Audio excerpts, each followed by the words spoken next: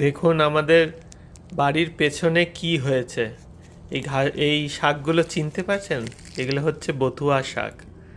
তো এই বথুয়া শাক হঠাৎ করে নজর পড়লো বাগানে, তাই তুলে নেওয়া হলো, তুলে নিয়ে এলাম। আর এ দিয়ে আজকে শাক রান্না হবে।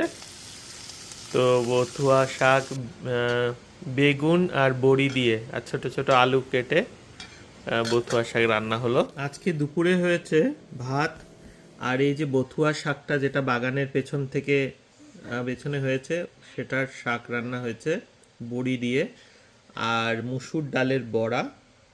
আর তার সাথে একটা দারুণ জিনিস হয়েছে যেটাকে আমরা বলি ছ্যাঁকা।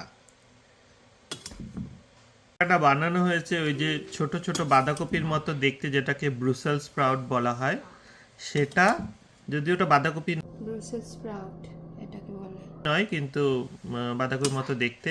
আর লাউ দিয়ে এই ছাকাটা বানানো হয়েছে।